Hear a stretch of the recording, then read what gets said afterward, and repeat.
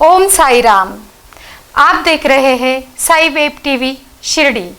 साई की कहानी साई भक्तों के संग इस कार्यक्रम में हम आप सभी साई भक्तों का स्वागत करते हैं। शिरडी से गुरुजी प्रवीण महामुनि इनकी जुबानी साई की कहानी। ओम साई राम।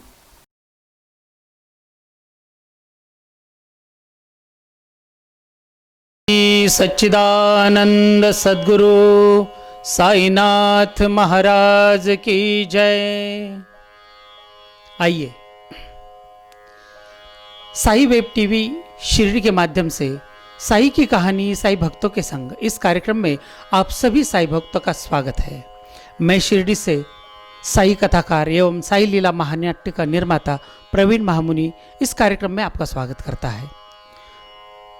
लास्ट एपिसोड जो स्पेशल एपिसोड था, जो कि गुरु पूर्णिमा के पावन अवसर पर साई बाबा के गुरु के बारे में थोड़ी सी जानकारी हमने आपको दी, लेकिन जो हमारे रेगुलर एपिसोड चल रहे हैं उसमें हम यहाँ तक आए थे कि बाबा कैसे अपनी फुलवारी, अपने बाग बगीचे को कैसे सींचते थे, अपने बच्चों की तरह उस बगीचा का ध्यान रखते थे। इसके साथ यह फकीर उस टूटी फूटी मस्जिद में रहने लगा। वास्तविक रूप में यह सगुण परब्रह्म है, लेकिन ऐसा क्यों रहने लगा? क्योंकि उसके पीछे बहुत ही बड़ा कारण है। मस्जिद में बैठना, मस्जिद में बैठकर दिया जलाना, मतलब यह सब कुछ बातें ऐसी थी कि थोड़ी सी विपरीत लगती थी, लेकिन उसके पीछे बाबा का बहुत बड़ा उद्देश्य था जो आज उभर कर सामने आ रहा है। बाबा की मन की इच्छा उस वक्त क्या थी जो आज हम सारे भक्तों को समझ में आ रहा है कि बाबा एक्चुअली हमें क्या सिखाना चाहते थे। क्यों कहते थे कि सबका मालिक एक है? क्यों बाबा कहते थे कि मन में श्रद्धा रखो?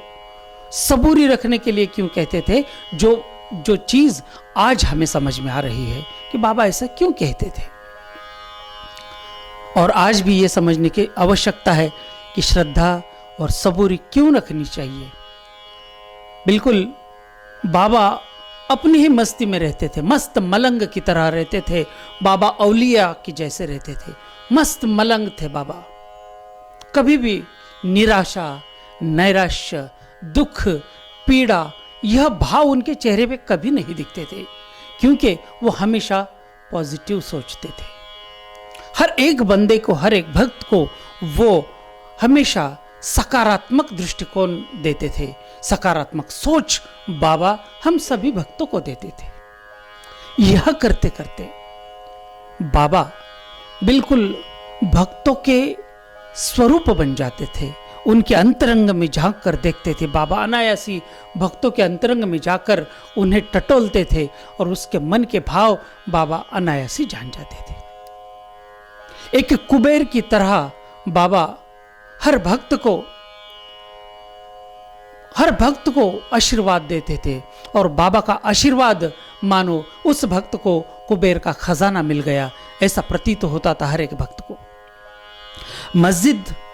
मस्जिद में रहने के बाद वह कभी जंगल में जाते, जंगल से जड़ी बूटी लेकर आते, और जंगल से जड़ी बूटी लाकर मस्जिद में बैठकर कूटकर उसके काढ़ा बनाना, उसकी दवाई बनाना, और जो भी दुखी है, पीड़ित है, रोगी है, उन्हें वह उनकी सेवा करते थे। किसी को काढ़ा देते थे, किसी की मोच को ठीक करते थे, तो किसी के कोई भी दर्द हो, बाबा अपनी दवा से और दुआओं से उसे ठीक करते थे। यह दिनक्रम चलता रहता था, और कहते थे कि गरीबी अव्वल बादशाही, अमीरी से लाख सवाई, और गरीबों का अल्लाह भाई। ऐसा बाबा हमेशा कहते थे। उनके इस वचन में बहुत ही सार्थकता थी। गरीबी अव्वल बादशाही, क्योंकि बाबा गरीबी रूप में रहते थे, फटे पुराने चिथड़े पहनते थे, लेकिन उनका स्वरूप किसी बादशाह से कम नहीं था। एक टूटी फूटी मस्जिद में रहने वाला एक औलिया फकीर, मौलवी, लेकिन जब कोई इंसान, कोई भक्त उन्हें देखता था तो उन्हें ऐसा प्रतीत होता था कि तीनों लोकों का स्वामी आज इस मस्जिद माई में बैठा है।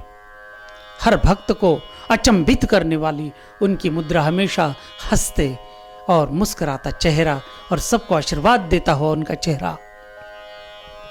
बाबा कहते हैं कि इस अवस्था को जब भी बाबा ध्यानस्थ बैठते थे तो लोग जब देखते थे तो उन्हें यह अवस्था दुर्लभाय सहजावस्था के रूप में नजर आती थी, क्योंकि यह दुर्लभ अवस्था क्वचित यानी कि कहीं कहीं भक्तों को दिखाई देती थी। कई भक्त, जो भक्त अंतर मन से बाबा को देखते थे, उन्हें यह दुर्लभाय सहज अवस्था बाबा की नजर आती थी।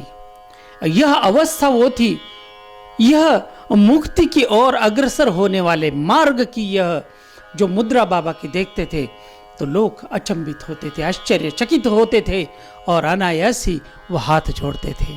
बाबा अल्लाह मालिक है, अल्लाह सबका मालिक है, सबका मालिक एक है, यह कहते थे। यह आशीर्वाद प्राप्त करते ही मानो भक्त को ऐसा लगता था कि करोड़ों पापों से, लाखों करोड़ों पापों से यानी मुक्ति मिल चुकी है। बाबा का दिनक्रम भी अजब था। बाबा दिन में सोते थे और रात भर पूरे शिरडी गांव में भ्रमण करते थे। यह हर चीज में उल्टा दिनक्रम था उनका। लेकिन बाबा बहुत ही बड़े योगी थे। जितनी आध्यात्मिक शक्ति बाबा के अंतर मन में या बाबा के अंदर थी, उससे कई गुना यौगिक शक्ति बाबा के पास थी। बाबा उच्च कोटि के योगी थे, इतने उच्च कोटि के योगी थे कि अष्टांग योगी बाबा को कहते थे। अष्टांग योगी, पूरे शरीर का योग, यानी बाबा इतने हल्के हो जाते थे कभी कभी कि मानो हवा का एक झोंका भी बाबा को कहीं उड़ा कर लेके जाए, इतने बाबा हल्के हो जाते थे। यह योग साधना थी बाबा की। इस योग साधना के चलते बाबा ने कई चमत्कार करके दिखाए हैं। यह योगी की साधना, कहते हैं कि बाबा खंड योगी थे, बाबा अस्थि योगी थे। अस्थि खंड योग जब बाबा करते थे तो अपने शरीर के कई टुकड़े में हिस्सा करके द्वारका माई मस्जिद में इधर उधर फैले हुए लोगों ने कई बार देखा। लोग जब मस्जिद में आते और देखते कि बाबा का सिर कहाँ पड़ा है, बाबा के हाथ पैर कहीं टूट कर पड़े हैं, तो बड़े घबरा जाते थे लोग। यह घबराहट के कारण पूरे लोग भाग जाते थे मस्जिद के सामने से। अरे बाप रे, किसी ने तो बाबा को मार कर बाबा के टुकड़े टुकड़े कर दिए हैं। यह शिरडी में बात फैलते फैलते जब लोग देखने आते तो स्वयं बाबा बैठे हुए ध्यानस्थ मुद्रा में बैठे हुए नजर आते थे। यह एक योगी क्रिया है, उसे अस्थि खंड योग क्रिया कहते हैं। खंड योग क्रिया करते थे। साथ ही साथ अष्टांग योगी खंड योग, इसका मतलब बाबा कभी कभी गोदावरी नदी पर स्नान करने जाते थे तो स्नान के साथ साथ अपने पेट से अपनी आंतड़ियां बाहर निकालते थे। उन्हें उस जल में, नदी के जल में बहुत ही अच्छी तरह से धोते थे, फिर सुखाने के लिए रखते थे और वो आंतड़ियां सूखने के बाद फिर से वो पेट में डालते थे। यह लोग जब देखते थे तो लोग डरते थे कि ये क्या हो रहा है, ये कौन सा चमत्कार है, ये कौन सी विद्या है, या कोई ये मायावी फकीर तो नहीं। ऐसे कई कई लोगों के मन में विचार आते थे। लेकिन बाबा का यह नित्यक्रम चलता था। यह सर्वसाधारण क्रिया बाबा के तरफ से प्रतिदिन होती थी। यह क्रिया कोई बाबा किसी को दिखाने के लिए नहीं करते थे, क्योंकि यह उनके अंदर से निकलने वाली योगिक शक्ति थी, जिसका बाबा ने कभी अवडंबर नहीं किया। बाबा ने किसी को किसी इच्छा के स्वरूप दिखाने की कोशिश नहीं की। यह तो उनकी साधारण क्रिया थी। बाबा योगी थे, खंड योगी थे। बाबा आध्यात्मिक, सांसारिक सारे चीजों का ज्ञान रखने वाले बाबा थे। एक सुंदर सी कथा है। बाबा ने कर्म को सबसे ज्यादा महत्व दिया है। कहते हैं इंसान जिस तरह का कर्म करता है, अपने जीवन में जो भी कर्म करता है, उसे उस कर्म का फल उसी जन्म में प्राप्त होता है। क्योंकि कलयुग है, कलयुग में कर्म का प्रायश्चित या कर्म का भोग भोगने के लिए अगले जन्म की आवश्यकता नहीं। इसी जन्म में कहते इस हाथ से करो और इस हाथ से उसे भुगतो। इस हाथ से अच्छा कर्म करो, इस हाथ से अच्छा उसका रिजल्ट प्राप्त करो, क्योंकि अच्छे काम का नतीजा हमेशा अच्छा होता है। बाबा कहते हैं कि अगर तुम अच्छा कर्म करोगे तो वो परमात्मा, वह परवरदिगार तुम्हारा बुरा कभी नहीं करेगा। वह परवरदिगार बड़ा दयालु है। यह मजीद बहुत दयालु है। जो अच्छा कर्म करता है हमेशा उसे आशीर्वाद देती है। इस हाथ से अच्छा कर्म करो, इस हाथ से अच्छा उसका रिजल्ट प्राप्त करो, क्योंकि अच्छे काम का नतीजा हमेशा अच्छा होता है। बाबा कहते हैं कि अगर तुम अच्छा कर्म करोगे तो वो परमात्मा, वह परवरदिगार तुम्हारा बुरा कभी नहीं करेगा। वह परवरदिगार बड़ा दयालु है। यह मजीद बहुत दयालु है। जो अच्छा कर्म करता है हमेशा उसे आशीर्वाद देती है। अच्छा कर्म का नतीजा अच्छा होता है। बाबा ने हमेशा कहा है कि अपने कर्मों का फल तो बंदे तुम्हें भोगना पड़ेगा। जैसा कर्म होगा, अच्छे कर्म का नतीजा अच्छा और बुरे कर्म का नतीजा बुरा। इसी तहत कर्म की एक बहुत ही सुंदर कथा आज मैं आपको सुनाने जा रहा हूं। एक दिन की बात है, बाबा गोदावरी नदी पर स्नान के लिए गए थे। साथ में भागोजी शिंदे, जो उनका बहुत ही करीबी शिष्य थे, भागोजी शिंदे जी भी साथ में थे। भागोजी शिंदे ऐसे एक शिष्य थे जो बाबा को कभी कभी डांटते थे, देवा ऐसा क्यों कर रहे हो, ऐसा मत कीजिए देवा। तो मतलब इस तरह से कभी कभी बाबा को डांट भी खानी पड़ती थी, क्योंकि यह प्यार था, यह भक्ति थी भागोजी की। भागोजी शिंदे एक छाता लेके उनके साथ गए थे। गोदावरी नदी पर सुंदर सा स्वच्छ जल उस गोदावरी माँ का प्रवाहित हो रहा था। उस प्रवाह में बाबा ने प्रवेश किया। प्रवेश करते वो नहा रहे थे और अचानक सामने से जलधारा में एक बिच्छू बहते हुए आ गया। बिच्छू अपनी जान बचाने की कोशिश कर रहा था, जद्दोजहद कि उस प्रवाह से बिच्छू बाहर निकलने की कोशिश कर रहा था, लेकिन प्रवाह इतना तेज था कि उससे बिच्छू बाहर नहीं निकल पा रहा था। दूर से बहते हुए उनकी तरफ ही आते हुए बिच्छू को बाबा ने देख लिया। उसे देखते ही बाबा का मन द्रवित हो गया। बाबा ने देखा कि वो अगर उसे बाहर नहीं निकाला जाए तो वो मर सकता है। इसलिए अपने हथेली में बाबा ने जल के साथ उस बिच्छू को ऐसे उठा लिया। उठाते ही उस बिच्छू ने आगे देखा न पीछे, आओ देखा न ताव देखा, बिच्छू ने बाबा के हाथ में डंक मार दिया। डंक मार दिया। बाबा को तकलीफ जरूर हुई, लेकिन बाबा ने उस बिच्छू को छोड़ा नहीं। देखिए, वह बिच्छू डंक मारता गया और बाबा ने उसे छोड़ा नहीं। उसे अपनी हथेली पर उठाकर बाबा जल प्रवाह से बाहर निकलने के लिए आ गए। बार बार वो बिच्छू डंक मारता, पानी में गिरता और बाबा उसे बार बार उठाते, अपने हथेली में लेकर उसे किनारे पर बाबा लेकर आए। किनारे पर हरी हरी घास में उस बिच्छू को छोड़ दिया। तब तक कई बार उस बिच्छू ने बाबा के हाथ में डंक मारे थे। बाबा का हाथ उसके विष से काला पड़ गया था, सूज गया था। यह पूरी प्रक्रिया अपनी आंखों से भागोजी शिंदे देख रहे थे। यह देखते हुए बड़ी जोर से चिल्लाकर भागोजी कहते हैं कि देवा, ये क्या कर रहे हो, इसे बचाने की क्या जरूरत थी आपको, बहता था तो बहने देना का, क्यों बचाया? देखा, आपने उसे बचाया, लेकिन उसने आपको कितने डंक मारे, क्यों बचाने की क्या जरूरत है? उसको एक डंक मारा तो उसे छोड़ देना। बाबा हंसने लगे। भागो, अरे ये कर्म का खेल है। हर एक इंसान अपना कर्म करता रहता है। देखो, बिच्छू का कर्म क्या है? डंक मारना। वो कहीं भी डालो, उसे अगर शहद में भी डालोगे तो वो अपना डंक मारने का कर्म कभी नहीं छोड़ेगा।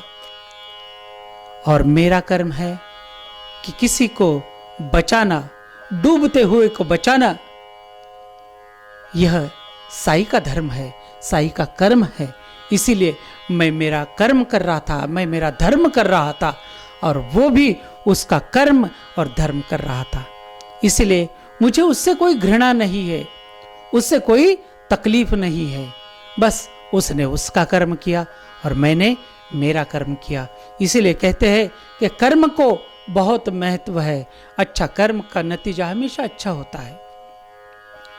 भले बाबा ने उस बिच्छू की जान बचाई, लेकिन उससे बहुत ही बड़ा मैसेज बाबा ने हम सारे भक्तों को दिया है। अपना कर्म करते रहो, फल की अपेक्षा ना करो। फल क्या होगा वो तय करेगा, परमात्मा तय करेगा। लेकिन बस अपने हाथ में है कि कर्म अच्छा हो। हमेशा अच्छा कर्म करो, किसी की मदद करो, किसी के साथ खड़े रहो। कहते हैं भूखे को भोजन और प्यासे को पानी। यही तो है मेरे साईं की सच्ची कहानी। यही कर्म करो। तो आइए, ये यहां तक बाबा की कहानी हम लोग सुन रहे थे। अगले एपिसोड में अगला चैप्टर बहुत ही सुंदर है, जो बाबा भक्तों की किस तरह से सेवा करते थे।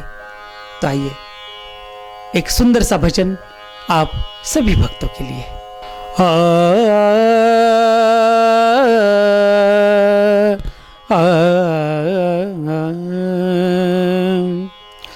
दुनिया बनी दीवानी शिरडी वाले साईं की, दुनिया बनी दीवानी शिरडी वाले साईं की।